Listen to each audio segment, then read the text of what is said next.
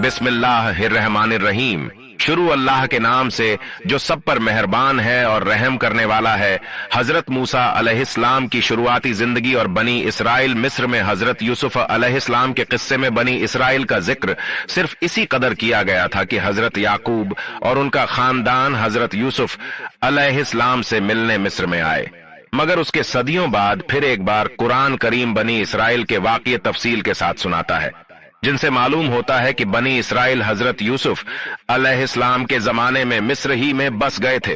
फिरौन का ख्वाब, एक रोज फिरौन ने ख्वाब देखा कि बैतुल मुकद्दस से मिस्र के ओर से एक आग बढ़ता चला आ रहा है। वो आग तमाम मिस्र वालों को जला डालता है, मगर इस आग से बनी इसराइल के घर महफूज रहते हैं। फिरौन ने इस ख्वाब की ताबीर अपने पास मौजूद लोगों से पूछा तो उन्होंने बताया कि बनी इसराइल में एक ऐसा बच्चा पैदा होने वाला है जिसकी वजह से मिस्रियों की हलाकत होगी। ख्वाब की ताबीर सुनकर फिरौन एक खौफनाक हुक्म जारी किया कि बनी इसराइलिस में जो भी बच्चा पैदा हो उसे कत्ल कर दिया जाए। हजरत मूसा अलैहिस्सलाम की पैदाइश, हजरत मूसा अलैहिस्सलाम का नसब, वंश कुछ वास्तों से हजरत याकूब अलैहिस्सलाम तक पहुंचता है। उनके वालिद का नाम इमरान और वालिदा का नाम युकाबत था। इमरान के घर में मूसा अलैहिस्सलाम की पैदाइश ऐसे जमाने में हुई जबकि फिरौन इसराइली लड़कों के कत्ल का फैसला कर चुका था। बहरहाल जूं जूं करके 3 माह तक उनके पैदा होने की किसी को मुतलक जरा भी खबर न होने दी। इस सख्त और नाजुक वक्त में आखिर अल्लाह ताला ने मदद की और मूसा अलैहिस्सलाम की वालिदा के दिल में यह बात डाल दी कि एक ताबूत की तरह का संदूक बनाओ जिस पर राल और रोगन पालिश कर दो ताकि पानी अंदर असर न कर सके, और उसमें उस बच्चे को हिफाजत से रख दो और फिर उस संदूक को नील नदी के बहाव पर छोड़ दो। मूसा अलैहिस्सलाम की मां ने ऐसा ही किया और साथ ही अपनी बड़ी लड़की मूसा की बहन को लगाया कि वह इस संदूक के बहाव के साथ किनारे किनारे चलकर संदूक को निगाह में रखे और देखे कि अल्लाह उसकी हिफाजत का वायदा किस तरह पूरा करता है, क्योंकि मूसा अलैहिस्सलाम की वालिदा को अल्लाह ताला ने यह बशारत, खुशखबरी पहले ही सुना दी थी कि हम इस बच्चे को तेरी ही तरफ लाकर देंगे और यह हमारा पैगंबर और रसूल होगा। फिरौन के घर में तरबियत हजरत मूसा अलैहिस्सलाम की बहन बराबर संदूक के बहाव के साथ साथ किनारे किनारे निगरानी करती जा रही थीं कि उन्होंने देखा संदूक तैरते हुए शाही महल के किनारे आ लगा। महल के दरबारियों ने संदूक को निकाल लिया। हजरत मूसा अलैहिस्सलाम की हमशीरा बहन मरियम यह देखकर बहुत खुश हुई और हालात की सही तफसील मालूम करने के लिए शाही महल की नौकरानियों में शामिल हो गई। फिरौन की बीवी आसिया जो नेक खातून थी मूसा को देखा और फिरौन से कहा, यह तेरी और मेरी आंखों की ठंडक है और इसे अपना बेटा बना लें। जब मूसा को भूख लगी और दूध के लिए रोने लगे तो पिलाने वालियां लाई गईं, लेकिन आपने किसी का दूध नहीं पिया। करीब में ही मूसा की बहन जो आपकी निगरानी करते हुए पीछे आई थी कहने लगी, मैं एक घर जानती हूं जो इस बच्चे को दूध पिला सकती है। यहां यह बात हो रही थी, उधर हजरत मूसा अलैहिस्सलाम की वालिदा इंतजार में आंखें फैलाए हुए थीं कि हजरत मूसा की बहन मरियम ने आकर पूरी दास्तान कह सुनाई और कहा कि अब तुम चलकर अपने बच्चे को सीने से लगाओ और आंखें ठंडी करो और उसका शुक्र अदा करो कि उसने अपना वायदा पूरा कर दिया।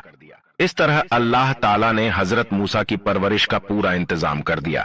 मूसा अलैहिस्सलाम का मिस्र से निकलना, हजरत मूसा अलैहिस्सलाम एक अरसे तक शाही तबीयत में बसर करते करते जवानी के दौर में दाखिल हुए तो निहायत मजबूत बहादुर जवान निकले, चेहरे से रौब टपकता और बातों से एक खास वकार और अजमत को शान शाहिर होती थी। उनको यह भी मालूम हो गया था कि वह इसराइली हैं और मिस्री खानदानों से इनकी कोई रिश्तेदारी नहीं है। उन्होंने यह भी देखा कि बनी इसराइल पर बड़े जुल्म हो रहे हैं और वे मिस्र में बड़ी जिल्लत और गुलामी की जिंदगी बसर कर रहे हैं।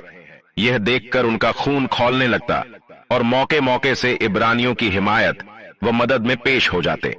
एक बार शहरी आबादी से एक किनारे जा रहे थे कि देखा एक मिस्री एक इसराइली को बेकार के लिए घसीट रहा है।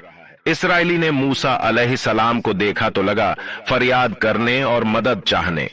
हजरत मूसा को मिस्री की इस जाबिराना हरकत पर सख्त गुस्सा आया और उसको बाज करने की कोशिश की, मगर मिस्री न माना। मूसा ने गुस्से में आकर एक तमाचा रसीद कर दिया। मिस्री इस मार को सह न सका और उसी वक्त मर गया। हजरत मूसा अलैहिस्सलाम ने यह देखा तो बहुत अफसोस किया, क्योंकि उनका इरादा बिल्कुल उसके कत्ल का न था। اور ندامت و شرمندگی کے ساتھ دل میں کہنے لگے کہ بے شک یہ شیطان کا کام ہے، وہی انسان کو غلط راستے پر لگاتا ہے، اور اللہ کی بارگاہ میں عرض کرنے لگے کہ یہ جو کچھ ہوا انجانے میں ہوا، میں تجھ سے معافی چاہتا ہوں۔ اللہ نے بھی ان کی غلطی کو معاف کر دیا اور مغفرت کی بشارت سے نوازا۔ ادھر شہر میں مصری کے قتل کی خبر پھیل گئی، مگر قاتل کا کچھ پتہ نہ چلا۔ آخر فرعون کے پاس مدد طلب کی کہ یہ کام کسی اسرائیلی کا ہے، اس لیے آپ مدد فرمائیں۔ فرعون نے کہا کہ اس طرح ساری قوم سے بدلہ نہیں لیا جا سکتا، تم قاتل کا پتہ لگاؤ، میں اس کو ضرور پوری سزا دوں گا۔ برا اتفاق کہیے یا اچھا اتفاق کہ دوسرے دن بھی حضرت علیہ السلام شہر کے کنارے پر سیر فرما رہے تھے کہ دیکھا وہیں اسرائیلی ایک قبطی سے جھگڑ رہا ہے اور قبطی غالب ہے۔ موسیٰ علیہ السلام کو دیکھ کر کل کی طرح اس نے آج بھی فریاد کی اور مدد چاہی۔ اس واقعے کو دیکھ کر حضرت موسیٰ علیہ السلام نے دوہری ناگواری محسوس کی۔ ایک طرف قبطی کا ظلم تھا اور دوسری طرف اسرائیلی کا شور اور پچھلے واقعے کی یاد تھی۔